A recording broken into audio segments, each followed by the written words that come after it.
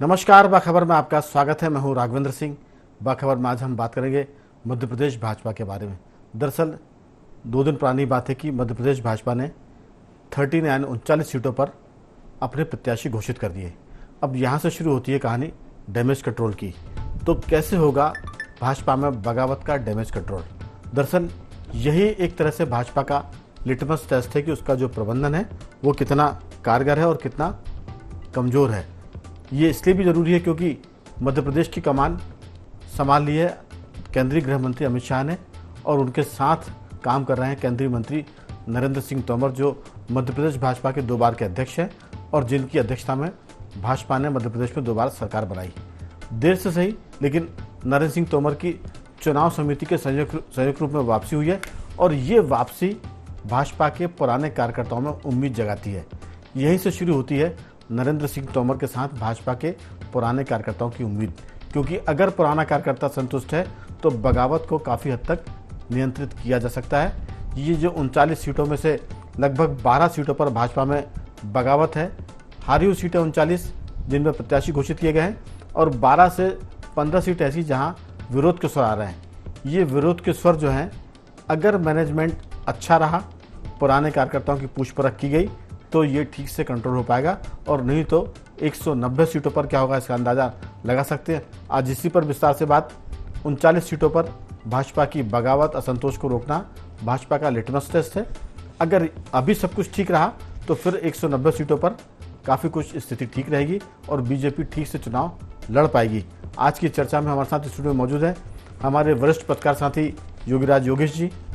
Skype पर रहेंगे ग्वालियर से मध्य प्रदेश के वरिष्ठ पत्रकार जयंत तोमर जी, और टेलीफोन लाइन पर रहेंगे मध्य प्रदेश के वरिष्ठ पत्रकार और विंध्य के जाने माने चेहरे जयराम शुक्ल जी। आप सभी का बहुत बहुत स्वागत है।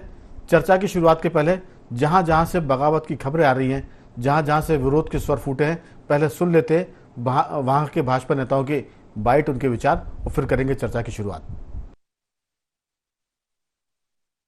जो कल मध्य प्रदेश और केंद्रीय नेतृत्व द्वारा लांजी विधानसभा 109 के लिए जो प्रत्याशी का चयन किया गया है, निश्चित ही कार्यकर्ताओं में दुख का माहौल है और हतोत्साहित है। प्रदेश नेतृत्व और केंद्रीय नेतृत्व को निश्चित ही निर्णय लेना चाहिए।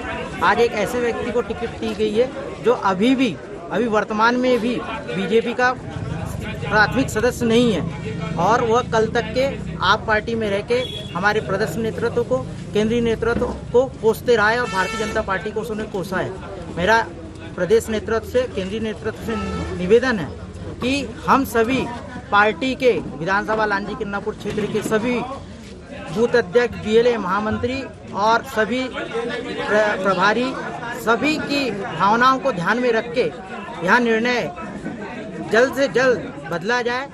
हमारी आदरणीय अर्चना भाभी के नाम की तख्ती थी, और जो हमारी मांग थी वो आज ये थी कि सभी की मांग थी, एक मेरी नहीं, सारे छतरपुर की ये मांग है कि हमारी भाभी को ही विधायक की जो टिकट दी गई है ललिता जी को कल, वो हमारी भाभी जी को दी जाए। बस जो युवा है उसको मौका मिलना चाहिए। हमें कमी से कोई मतलब नहीं है, हमें ये चाहिए कि भाई काम करने वाला व्यक्ति चाहिए। मेरी कोई बहुत महत्वाकांक्षा नहीं है कि नहीं मैं ही हूँ, लेकिन हमको अपने क्षेत्र की जरूर चिंता है कि क्या स्थिति यहाँ की हो गई। पहली बार ऐसा कर दिया कि किसी से कुछ पूछा नहीं, सीधे जिसको कहना चाहिए पैरासूट वाला थोप दिया कि हम ये दे रहे हैं, तुमको जो करना हो करो। हम उसकी भी बुराई नहीं करते। पार्टी कार्यकर्ता टिकट एक होती है, एक ही जन को मिलेगी, लेकिन कुछ प्रक्रिया तो होनी चाहिए। लोगों से पूछना चाहिए, नहीं पूछो तो आम पब्लिक से ना पूछो तो अपनी पार्टी के ही लोगों से पूछो। विधानसभा में 4 मंडल बने हैं और सब जगह बनाते हैं कि बूथ का कार्यकर्ता ये वो, सब किसी से पूछा नहीं। तो मध्य प्रदेश में 39 सीटों पर जहां बीजेपी हारी थी, वहां भी अगर प्रत्याशी घोषित कर दिए गए हैं तो इस पर लोग प्रक्रियागत सवाल उठा रहे हैं कि कम से कम कार्यकर्ताओं से बातचीत होनी चाहिए थी। ये भाजपा की परंपरा भी रही है। और इसके अलावा दूसरा सवाल ये भी कि जो बगावत कर रहे हैं, क्या वो पार्टी के हितचिंतक हैं? ये भी सवाल खड़े होंगे।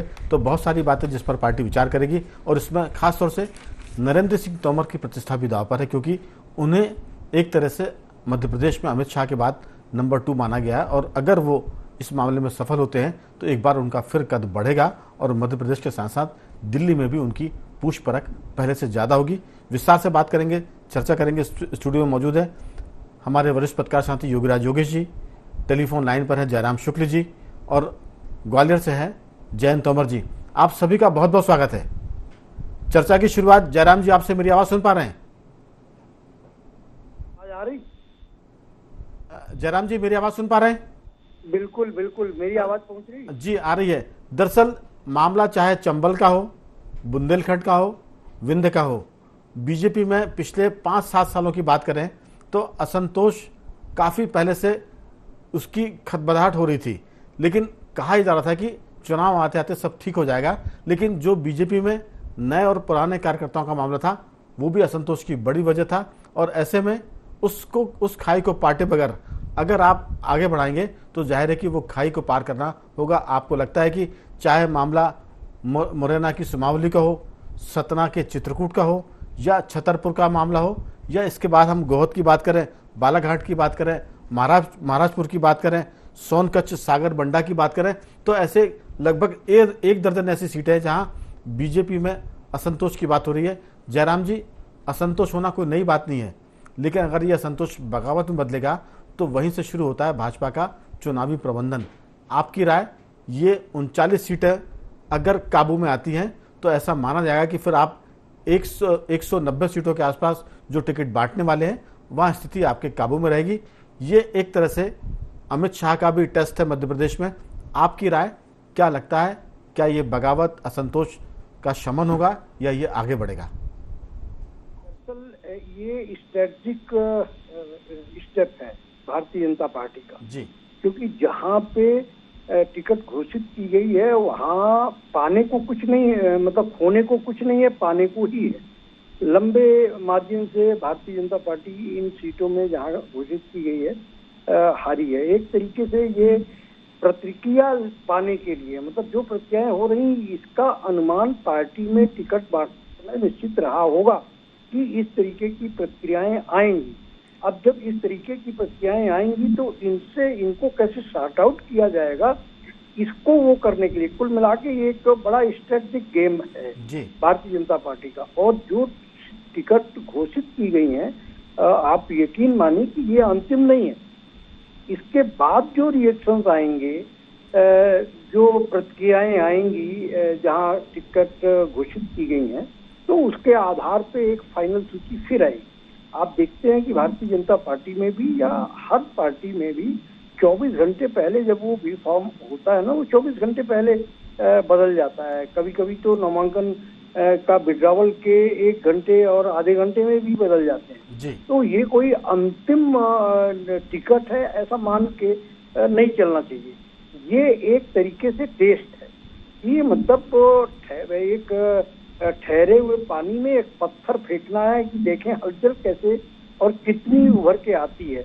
कुल मिला के भारतीय जनता पार्टी का ये स्ट्रेटजिक टैक्ट है जी। लेकिन एक बात और है, मेरा सवाल आपसे रहेगा, आप चाहे तो अगले दौर की बातचीत में इसका उत्तर दे दें कि जो पार्टी के खिलाफ असंतोष जग जाहिर कर रहे हैं, एक तो होता है कि असंतोष को पार्टी फोरम पर बताना, जो भाजपा की रणनीति या भाजपा की एक तरह से परंपरा रही है। दूसरा है पब्लिक के बीच में जाना और मीडिया के बीच में जाना।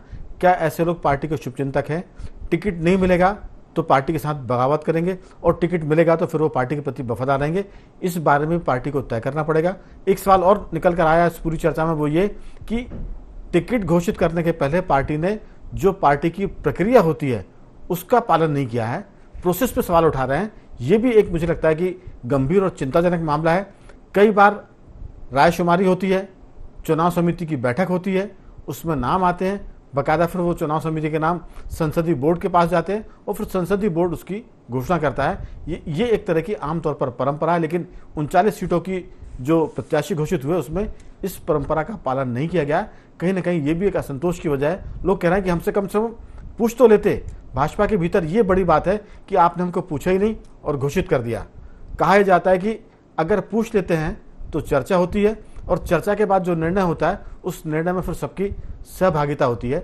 अगर आप बिना पूछे निर्णय करेंगे तो फिर हर आदमी अपनी बात करेगा। ये एक सवाल है। जयंत जी, चंबल का मामला है, कल ही वहाँ प्रदेश भाजपा की कार्य समिति की बैठक हुई है। राज चड्ढा जी भाजपा के एक वरिष्ठ कार्यकर्ता रहे हैं, उनकी टिप्पणी सोशल मीडिया में काफ़ी चर्चित हुई है।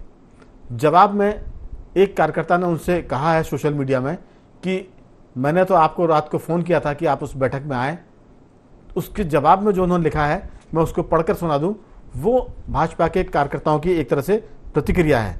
अभिनंदन त्यागी करके एक कार्यकर्ता जो कहते हैं कि चड्ढा जी, मैंने कल रात्रि आपको सूचना दी थी प्रदेश कार्य समिति की बैठक में आने की।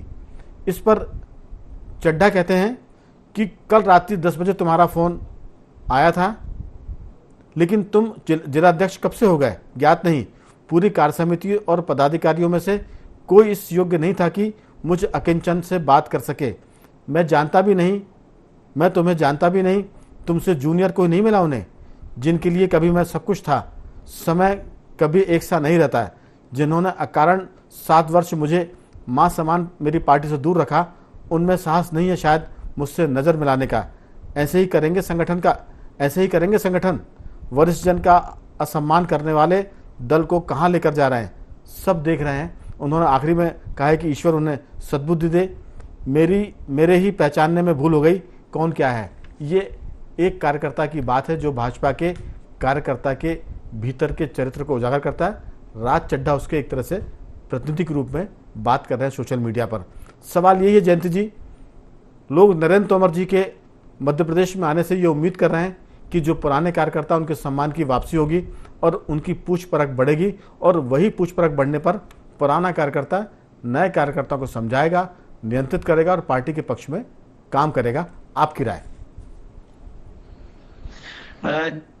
राघवेंद्र जी, आपने बिल्कुल ठीक बताया। राज चड्ढा जी जैसे मध्य प्रदेश में बहुत होंगे जिनकी अपनी पीड़ा है कि उन्होंने पार्टी को अपना पूरा जीवन दिया और आज उनको पूछा नहीं जा रहा है। एक समय था जब नरेंद्र सिंह तोमर धीर सिंह दद्दू की उंगली पकड़कर पार्टी में दाखिल हुए थे, और आज धीर सिंह तोमर दद्दू को कोई अब कोई पूछ परख वैसी रही नहीं है। तो ये भारतीय जनता पार्टी का पैराडाइम शिफ्ट कहा जाए। अब ये वो पार्टी नहीं रही अटल बिहारी वाजपेयी के जमाने की पार्टी या उससे पहले की पार्टी, जब चने खाकर लोग अपने प्रत्याशी के लिए चुनाव के मैदान में जाते थे जी। अब पूरी तरह से वो हाईटेक हो गई है, बिल्कुल नई पीढ़ी आई है और उसका नेतृत्व अलग तरह के नेता कर रहे हैं। ये जो बात आपने कही है कि असंतोष बगावत में नहीं बदले, तो ये एक लिटमस टेस्ट है। जयराम शुक्ल जी ने इसको टेस्ट बताया, ये लिटमस टेस्ट है। और जिस तरह बिना प्रक्रिया के ये टिकट घोषित किए गए हैं, शायद नेतृत्व भी ये समझना चाहता है कि आखिर देखें किस तरह की हलचल होती है। मेरा तो ये मानना है कि भारतीय जनता पार्टी की प्रदेश कार्यकारिणी को भी, प्रदेश नेतृत्व को भी शायद इन टिकटों की भनक नहीं है, ऐसा मुझे लगता है। जैसी खबरें छन छन के आई हैं, ये गलत भी हो सकता है पूरी तरह से, लेकिन प्रक्रिया नहीं अपनाई गई है। और शायद नेतृत्व सोच रहा है कि आखिर उसे अपने ढंग से काम करने की कितनी छूट मिल सकती है और कितनी बगावत या कितनी हलचल होती है। ये लिटमस टेस्ट एक तरह का भारतीय जनता पार्टी के केंद्रीय नेतृत्व का है।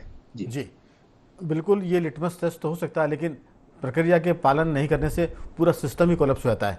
शुरुआत में उसका असर कम दिखता है, लेकिन जब आप प्रक्रिया का पालन नहीं करेंगे तो फिर नीचे का कार्यकर्ता भी प्रक्रिया का पालन नहीं करता, और ऐसे में वो दिक्कतें आएंगी जो अभी शुरू में कम दिख रही है, लेकिन आगे जाकर एक तरह से ये अराजकता में बदल जाती है। और कह सकते हैं कि योगीराज जी, एक तरह का पार्टी में तदर्थवाद जिसे कहते हैं ना, एडोकिज्म शुरू हो जाता है। तो वो आगे वाले दिनों में दिखेगा, लेकिन पिछले 10 वर्षों में, 8 वर्षों में जो पार्टी में गिरावट आई, उस गिरावट को हम देख रहे हैं। ये जो 39 सीटों पर टेस्ट किया है, लिटमस टेस्ट किया है, और जो रिएक्शन आ रहा है, चाहे वो छतरपुर में अर्चना सिंह की कावड़ा यात्रा में जो भारी संख्या में लोग आए, चित्रकूट में जो एक तरह से असंतोष के स्वर आ रहे हैं, मुंगावली में एदन सिंह कंसाना को टिकट देने पर अजब सिंह कुशवाहा नाराज है, अशोकनगर में चंदेरी में जगन्नाथ सिंह को टिकट देने से भाजपा के भूपेंद्र द्विवेदी नाराज हो गए। ऐसे दर्जनों लोग हैं। डिंडोरी में पूर्व मंत्री ओम प्रकाश दुर्वे तो खुद ही कह रहे हैं कि उनकी तैयारी, डिंडोरी से वो टिकट मांग रहे थे, वो शाहपुरा से दे दिया गया। तो ये बहुत सारी चीज़ें हैं जो मुझे लगता है कि सुधरेंगी, और अगर नहीं सुधरी तो फिर पार्टी को खामियाजा भुगतना पड़ेगा और कांग्रेस को इसका लाभ हो सकता है। लेकिन भाजपा के लोग बहुत चतुर हैं, चालाक हैं, समझदार हैं, वो इसको समझकर इसको सुधारेंगे और कहीं ना कहीं उन कार्यकर्ताओं को भी बैलेंस करेंगे जो अभी नाराज है, दुखी हैं, पीड़ित है। आपकी राय? देखिए राघवेंद्र जी, हर कैंडिडेट और प्रत्याशी अपने ज़िले का जो प्रमुख होता है वो ये मान के चलता है कि मेरे से पूछ के टिकट बांटे जाएं, या मेरी उपेक्षा की गई, या मैं इसका प्रबल दावेदार था। ये बहुत से आकलन सबके अपने अपने रहते हैं, लेकिन सेंट्रल लीडरशिप या स्टेट लीडरशिप अपने हिसाब से सोचती है और वो पार्टी को प्रमुखता से रखती है। ये बात सही है कि कई जगह कई बार जो वाजिब कैंडिडेट है उसकी उपेक्षा हो जाती है, लेकिन हर जगह ऐसा नहीं होता। कई बार ऐसा होता है, अब जैसे जगह जगह के जो आप मैं इसमें अगर आपकी अनुमति तो एक चीज़ जोड़ूं, ये चीज़ सनातन काल से है कि अगर आप किसी को घोषित करेंगे उम्मीदवार तो 4 उम्मीदवार ऐसे होते हैं जो दावा करते हैं कि मैं इसके लिए जीतने योग्य था। लेकिन पार्टी में पहले क्या होता कि उन 4 से बात भी होती थी। उन 4 से बात करने के बाद पार्टी उनको समझाती थी कि पहले क्रम पर ये है, दूसरे पर ये है, तीसरे पर ये है। फिर पार्टी जो निर्णय करेगी वो पार्टी के हित में होगा, और अगर आपका टिकट कटता है तो फिर आपको कहीं और मौका दिया जाएगा। तो जब इस तरह की बातें 2, 3, 4 बार में होती थी, तो जब टिकट कटता था तो वो जोर का झटका माने धीरे से नहीं लगता था उनको। वो समझ जाते थे कि हमारा नंबर चौथे पर है, तीसरे पर है, तो टिकट मिलने की संभावना कम है। लेकिन एकदम से जब बम फटता है तो लोग सदमे में आते हैं, और इसी को कहते हैं कि ये प्रक्रियागत दोष है, ये प्रोसेस को फॉलो नहीं करने का एक तरह से परिणाम है। जी देखिए, मध्य प्रदेश में पिछले साल 6 महीने में जो माहौल था बीजेपी का, वो कोई बहुत अच्छा तो था नहीं जी। पिछले 3.5 साल से सब आपके मुताबिक ही चल रहा था। मध्य प्रदेश में संगठन के लोग टिकट बांट रहे थे, प्रदेश अध्यक्ष अपने लोगों को टिकट बांट रहे थे। जितने विधायकों को उन्होंने चाहे उपचुनाव में जितने टिकट बटे उसमें तो अधिकांश हार गए, और बच्चे बाकी तो आप नगर निकाय चुनाव में आप हार गए, उसमें तो आपकी चली थी ना, आपने तय किए थे उम्मीदवार, लेकिन चुनाव हार गए। ये मैसेज भी सेंट्रल लीडरशिप तक पहुंचा, और पार्टी का एक बहुत बड़ा धड़ा ये भी मानता है कि इस बार मध्य प्रदेश के लोगों की ना चले तो ज़्यादा अच्छा है। वो उसमें खुशफहमी समझ रहा था कि ऊपर से तय हो तो बहुत ज़्यादा अच्छा है, क्योंकि मध्य प्रदेश में इतना ज़्यादा विरोध था। अब सेंट्रल लीडरशिप ने अपना निर्णय ले लिया, तो अब लोग कह रहे हैं कि साहब ये बिल्कुल पैराशूट उम्मीदवार उतार दिए गए। एक बात और, मैं ये तो एक पक्ष हो गया, दूसरा एक पक्ष और मैं आपको बताता हूँ। अब जैसे इतने सारे जो 39 जो टिकट बटे, उनमें सबसे तगड़ा विरोध हुआ चाचौड़ा में। ममता मीणा ने, आज ममता मीणा का जन्मदिन था और उन्होंने इसको शक्ति प्रदर्शन के रूप में पिछले 3 दिनों से प्रचारित कर रखा था कि हम कोई भी डिसीजन ले सकते हैं। लेकिन जब शक्ति प्रदर्शन हुआ उसमें पूरे में बीजेपी के झंडे लहराए। लोग ये मान के चल रहे थे कि साहब ये शायद पार्टी छोड़ दें या ये कुछ ऐसा घोषणा कर दें, लेकिन ऐसा कुछ नहीं हुआ। और इसके इतर महत्वपूर्ण बात यह है कि चाचौड़ा में ममता मीणा के हस्बैंड जिला पंचायत में बीजेपी से मतलब समर्थित चुने गए, ममता मीणा खुद जिला पंचायत में सदस्य चुनी गई। अब विधायक का टिकट भी नहीं चाहिए, तो ऐसा विरोध किस बात का? हर चीज़ आपको थोड़ी मिलेगी। और एक उभरते हुए किसी नेता को वहाँ से टिकट दिया गया जो सर्वे में जिसका नाम आया, अब आप उसका विरोध कर रहे हैं। तो हर जगह हर अपनी मर्जी से काम नहीं होता। कई जगह विरोध वाजिब है और कई जगह निरर्थक विरोध है कि साहब ना हमारी सुनी गई ना मैं तवज्जो दी गई। भाई 2 जिला पंचायत से आपके हस्बैंड वाइफ दोनों चुने गए, अब और कितनी पार्टी आपको तवज्जो देगी? ऐसे कई जगह, मैं नहीं कह रहा कि ऐसी सब जगह ऐसी स्थिति है, लेकिन इन चीज़ों को भी ध्यान रखना चाहिए। और कल ग्वालियर में अमित शाह जी ने बहुत अच्छी बात की कि भैया ठीक है, अब दूल्हा हमने तय कर दिया है, वो आपको निभाना है। सबको तो टिकट मिल नहीं सकता, एक सीट पे 20-20, 25-25 दावेदार हैं, तो ये पार्टी को भी, पार्टी कार्यकर्ताओं को भी निभाना है। और अब जब एक बार तय हो गया तो आप सब मिलकर चुनाव लड़ो। तो कुछ चीज़ें मतलब बड़ी असमंजस की स्थिति रहती है, लेकिन उनको सॉर्ट आउट करने की कोशिश की। और अभी तो शुरुआत है, ये देखते हैं आगे कितना जाता है और केवल ये बातें हैं या वास्तव में विरोध होता है। बिल्कुल। जयराम जी, अमित शाह जी कह रहे हैं कि दूल्हा तय कर दिया, अब आप जिताइए इनको। बीजेपी दूसरी पार्टियों से अलग इसीलिए है कि वो दूल्हा तय करने के पहले बुआ से भी पूछते थे, फूफा से भी पूछते थे, मामा से भी पूछते थे, चाचा से भी पूछते थे, उसके बाद दूल्हा तय करते थे। अब क्या हुआ कि अचानक दूल्हा जब तय कर दिया तो बुआ, फूफा, चाचा और फिर दूसरे सब लोग सदमे में आ गए। तो कहीं ना कहीं ये मध्य प्रदेश भाजपा के लोगों के लिए थोड़ी सी अचरज की बात है। ऐसा नहीं कि निर्णय गलत है कि सही है, निर्णय सच के आसपास होंगे, सही निर्णय के जो सही चीज़ है उसके आसपास ही निर्णय हुआ होगा, लेकिन जो प्रक्रिया की बात है वो कहीं ना कहीं भाजपा के, मध्य प्रदेश भाजपा के लोगों को खल रही है। क्योंकि मध्य प्रदेश बीजेपी बड़े प्रोसेस से काम करती थी, ये कुशवाहा ठाकरे की पार्टी रही है। यहाँ मंडल में भी अगर काम होता था तो वो बहुत कायदे से और चीज़ों को, जो संविधान होता था पार्टी उस हिसाब से काम होता था। मुझे लगता है कि मध्य प्रदेश के लोग पिछले 5-7 सालों से बड़े अचरज में हैं। मैं एक चीज़ और जोड़ना चाहता हूँ, जो मध्य प्रदेश में प्रदेश भाजपा अध्यक्ष है विष्णुदत्त शर्मा जी, उनका कार्यकाल खत्म हो गया है, लेकिन प्रक्रिया का दोष यह है कि अभी तक उनके दूसरे कार्यकाल की कोई घोषणा पार्टी ने नहीं की है। ना तो ये कहा गया है कि वो आगामी चुनाव तक अपना कार्यभार संभाले रहेंगे, ना ये कहा गया कि वो कार्यकारी अध्यक्ष है। तो अगर प्रक्रिया की बात करें तो पता ही नहीं कि मध्य प्रदेश में अध्यक्ष कौन है, क्योंकि पार्टी ने कोई ऑफिशियल चिट्ठी जारी नहीं की है। ना तो प्रेस को पता है, ना पार्टी के भीतर के लोगों को पता है। तो इस किस्म के दोषों ने पार्टी के भीतर एक तरह से जिसे कहते हैं मचा के रख दिया है, और वो जो मचा के रखा हुआ है वही सामने आ रहा है। आपकी राय? देखिए, आप कुशाभाऊ ठाकरे जी के जमाने की पार्टी की बात जब कर रहे हैं, तब ये सत्ता में नहीं थी, सत्ता में आने की तैयारी कर रही थी। सत्ता, ये 90 के दशक की बात आप कर रहे हैं। उस समय निश्चित तौर पे संगठन और रायशुमारी और ये जितने भी आदर्श की स्थितियां होती हैं सब भारतीय जनता पार्टी में थी। आज सत्ता में है, केंद्र में या प्रदेश में, उसी का प्रतिफल है। लेकिन प्रकारांतर में भारतीय जनता पार्टी में भी आपने देखा कि वही सब सद्गुण जो कांग्रेस के थे सब आ गए। आपने कवर किया होगा जब विक्रम वर्मा भी लड़ रहे हैं, शिवराज सिंह चौहान भी लड़ रहे हैं, इस तरीके के चुनाव हुआ करते थे, और फिर दूसरे दिन फिर एक पंगत में बैठते थे। मंडल स्तर तक के चुनाव होते थे, जिला स्तर के चुनाव होते थे, और उनपे घमासान होता था। अब वो वन लाइनर, जैसे कांग्रेस में वन लाइनर की हाईकमान इसको तय करेगा, उसी तरीके से भारतीय जनता पार्टी में भी वन लाइनर मैसेज चलने लगा। संगठन के चुनाव कब से नहीं हुए, ये हम आप महसूस कर सकते हैं। जिला का चुनाव कितना महत्वपूर्ण हुआ करता था। प्रदेश संगठन की बात आप देखें, आपने, मुझे लगता है लखीराम अग्रवाल वाला भी चुनाव आखिरी चुनाव रहा होगा, या शिवराज सिंह जिसमें लड़े थे, विक्रम वर्मा लड़े थे, ये आखिरी रहा होगा। 1989 से 89 से कवर कर रहा हूँ, और मैंने तब से देखा कि जब चुनाव लखीराम जी और जैसे आपने जिक्र किया शिवराज सिंह चौहान, विक्रम वर्मा, कैलाश जोशी भी इलेक्शन लड़े थे। जी जयराम जी, किस तरीके से मनोनीत किए जाते हैं, किस तरीके से नेता प्लांट किए जाते हैं, जो कांग्रेस का पैटर्न था वही भारतीय जनता पार्टी में। राज्यसभा की टिकटें आप देखिए किस तरीके से अप्रत्याशित तरीके से दी गई, पिछली बार भी, इस बार भी। वो सुमित्रा देवी जो जबलपुर के हैं, उनको मालूम ही नहीं था, झाड़ू पोछा लगा रही थी। हमारे देश की जो राष्ट्रपति बनी, उनका जब पहला रिएक्शन आया वो मंदिर में सफाई कर रही थी। कविता पाटीदार का भी आया, वो कहीं किसी कोने से दूर दूर तक नहीं सोचा था कि मैं भी राज्यसभा का की मेंबर हो सकता हूँ। इससे पहले कैलाश सोनी जी जो नरसिंहपुर में मुसरान जी से लड़ते थे चुनाव, उनने भी कितने सहज सरल फक्कड़ आदमी, उनने कभी नहीं माना था कि मुझे राज्यसभा में। तो इस तरीके से पार्टी के भीतर यही इन्हीं सब बातों को लेकर मुझे लगता है कि संतोष असंतोष का मामला। लेकिन अमित शाह बहुत ही चतुर हैं, नरेंद्र सिंह तोमर बहुत तजुर्बेकार हैं, बीजेपी को बहुत अच्छे से वो उड़ते बिछाते हैं, मैंने खूब जानते हैं। हमें लगता है कि ये जो टीम है, अमित शाह, नरेंद्र सिंह तोमर, शिवराज सिंह, ये प्रहलाद पटेल, कैलाश विजयवर्गीय, ये संभाल तो लेंगे। लेकिन ये जो 39 में से 16 जगह संतोष की बात आ रही है, 12 जगह संतोष की बात आ रही है, इसको संभालना एक तरह से उनकी परीक्षा है। मैं जल्दी से छोटी छोटी टिप्पणी ले लूँ, समय की कमी है। जैन जी, आपका इसमें कुछ कहना है क्या?